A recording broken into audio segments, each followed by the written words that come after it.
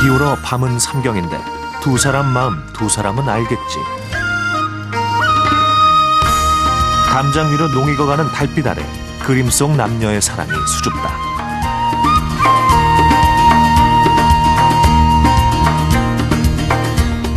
치렁치렁한 낭자머리의 처녀는 왔다는 낌새가 알려질까 부끄러워 여다지를 잡아보지만 발소리는 죽여도 감추지 못하는 것이 정인에게 끌리는 마음이다.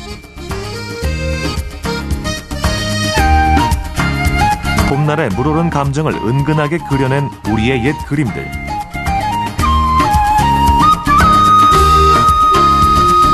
눈으로 보고 마음으로 즐기는 방법은 무엇일까? 손철주 미술 칼럼니스트에게 들어본다.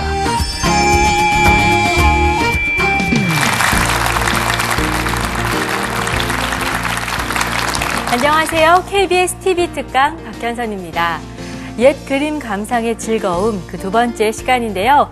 오늘은 또 어떤 화가 어떤 그림으로 우리에게 감상의 즐거움을 전해주실지 기대가 됩니다. 미술 칼럼니스트 손철주 선생님 모시겠습니다.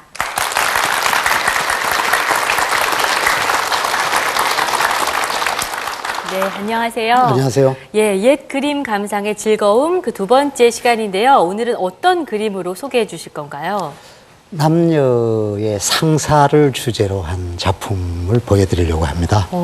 그럼 야한 그림을 보여주시는 거예요? 근데 시청자분들이 기대하실 만큼 야하지는 않을 것 같고요. 예. 그러나 청춘 남녀들이 보면 가슴이 설렐 만한 작품들은 들어있습니다. 네. 좀 에로티시즘 이런 그림을 떠올리다 보면 신윤복이 떠올라요. 신윤복 그림도 포함되어 있는 건가요? 대부분 신윤복 그림이 위주가 될 것 같습니다. 그리고 신윤복의 화풍을 흉내낸 작가 미상의 작품도 몇 점이 있습니다. 네, 오늘 좀 소재만으로도 솔깃해지는데요. 손철주 선생님의 특강 힘찬 박수로 청해 듣겠습니다.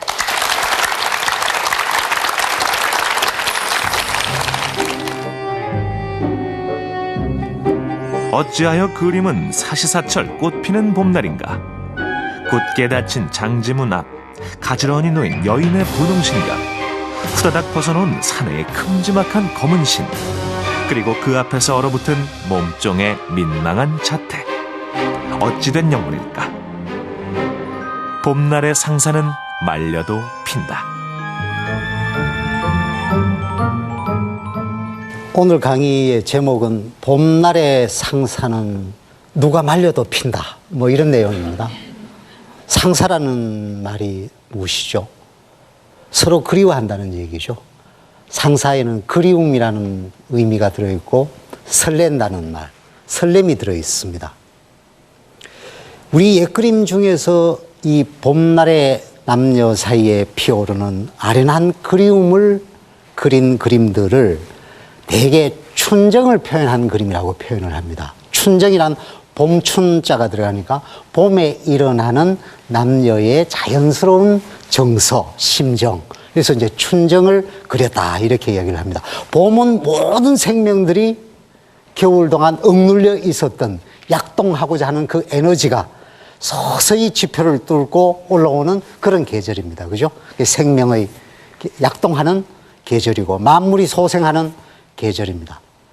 인간도 다른 동물이나 마찬가지로 봄날이 오면은 새로운 희망에 휩싸여서 때가 되면은 청춘들은 그 짝을 찾기 위해서 이쪽을 보고 저쪽을 보고 제 마음을 전하기 위해서 편지도 쓰고 그 편지에 답이 없으면 하늘을 보고 원망도 하고 그럽니다. 바로 이런 소재로 작품을 많이 그린 대표적인 화가를 뽑으라면 혜원 신윤복입니다. 그래서 우선은 여러분들의 기대가 큰 만큼 서로는 여기서 생략하고 바로 그림으로 들어가서 보도록 하겠습니다. 달밤에 두 남녀가 만나는 그림입니다.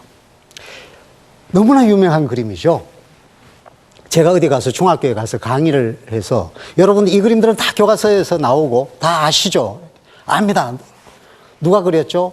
문근영이가 그렸어요. 이 작품이 정말 대단한 게 많이 알려진 그림이구나. 새삼스레 느꼈습니다.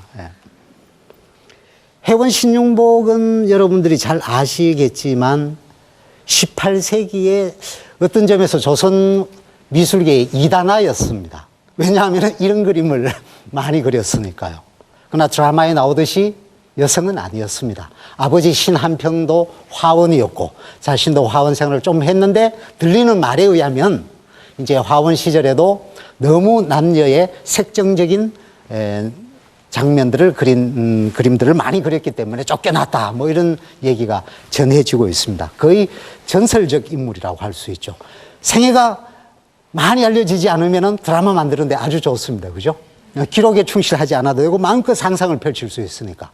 혜원 역시도 조선 화단의 율법과 제도 윤리에 얽매이지 않았기 때문에 남녀 사이에 일어나는 자연스러운 춘정과 연애 감정을 자기 마음대로 그릴 수가 있었던 것입니다. 이 작품은 월화정인이라는 이름으로 알려져 있는데요. 월화정인, 달빛 아래 정든 사람, 뭐 이런 정도의 해석이 되겠습니다. 그죠? 연인들이라는 얘기가 됩니다. 이 그림은 여러분들 보시기에 약간 애매모호한 구석이 있습니다. 어떤 미술사가가 이 그림을 소개하면서 이렇게 이야기했습니다.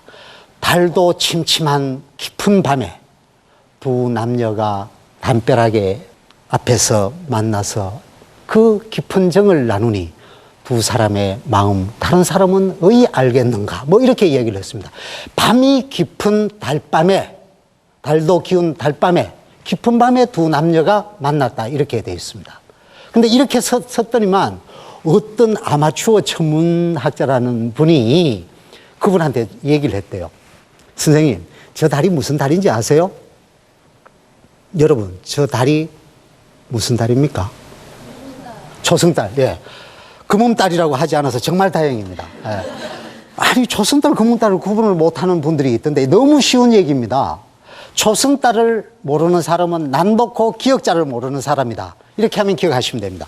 조승달이 기역자 형태거든요. 금음달은 니은자 쪽입니다. 그죠? 네, 그래서 이제 잊어버리지 않을 겁니다. 난독고 기역자만 아는 사람이면 조승달을 아는 겁니다.